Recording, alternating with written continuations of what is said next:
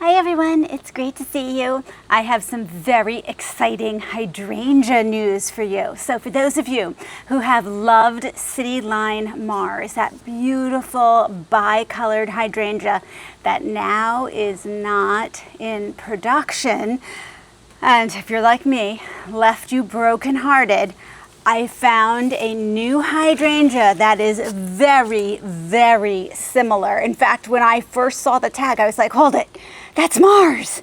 Well, this is put out by Monrovia. This is My Beautiful Diva.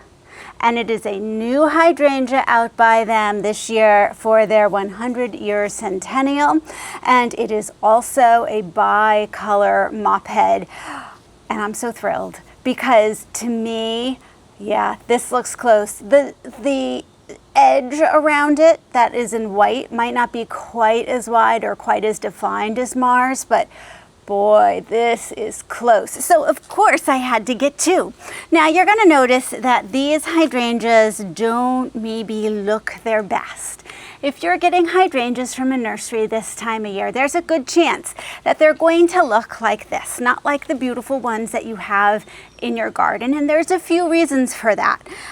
One is they've just been in a pot for too long. Let's face it, they are ready to get into a bigger pot or into the ground so they can spread their roots a little bit and breathe. The other thing is in the nursery, usually you're having your hydrangeas top watered. So they're coming around with a sprayer or something like that, and the water on the leaves does make it more conducive for Cercospora to grow. Not going to hurt your plant, doesn't carry over to the next year. That's okay. You're also seeing some change in the color just because we're getting closer to fall, and a lot of our hydrangeas do have a color change closer to fall. So I'm seeing some of the little dots on here. That's the Cercospora. I'm seeing that it doesn't look quite as happy as it's going to be in my garden, but I am not worried because I've gotten a lot of hydrangeas this way and they come back looking great. So if you can find one of those hydrangeas that you want to get, like My Beautiful Diva, I highly recommend it. Now, you can go on to the Monrovia website and type in My Beautiful Diva hydrangea. It will tell you if it has been purchased by any growers close to your location.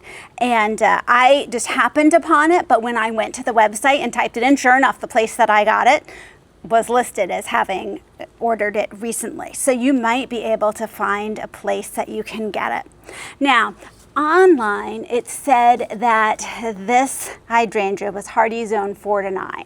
On the tag, it says 5 to 9.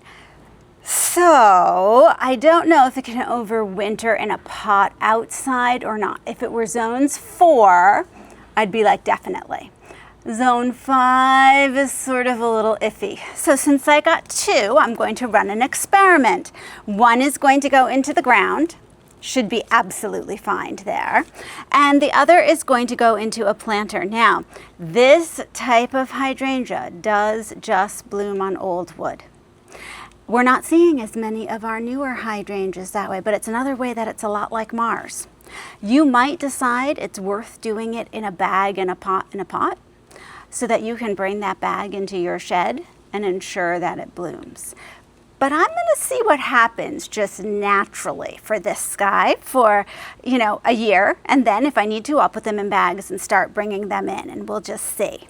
Now, this is the smaller of the two. So I'm going to put this one in the ground because I feel like it'll take off. It'll catch up really quickly.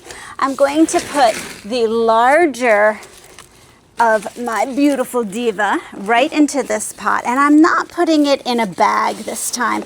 This time I'm curious to see what happens when I put it directly into a pot. It's going to give the larger amount of dirt around it to insulate it, and if I'm not bringing it in like I would for a bag, I sort of want that additional dirt around here.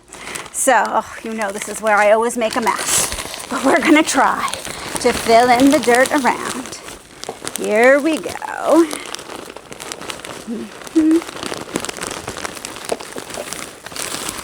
So far, not too bad. Okay.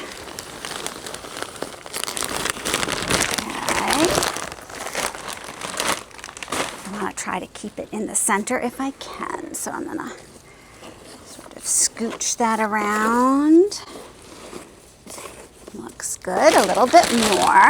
And I'm just using the regular potting mix from the all natural Coast of Maine. The organic. Okay, that looks pretty good, pretty centered. I like it. Now I have a few things to put around the edge. And one thing is going to be this Gold Child ivy. Now, I'm not a fan of ivy, especially English ivy. It overtakes everything. This is going to be in my planter though. And this is actually hardy zones 5 to 9. So it probably will just give me a little trailing. They never like take off like a sweet potato vine. They're just sort of like a little bit. But that's okay. Gives a little interest here. And then I am going to put my extra, this is the Sweet Caroline Sweetheart Jet Black, as a trailer that can just really take off this year, and that's just an annual, so it will not last forever. I have a second one that I'm going to put in the back here. There we go. And this is going to stay up on my deck mainly so I don't forget about it come winter, and I'm keeping an eye on it. If I leave it in the pot outside, I want to be able to pop out, give it a little bit of water if it needs it, or, you know, make sure it's pressed up against the side of the house, that type of thing. Let's see how we look.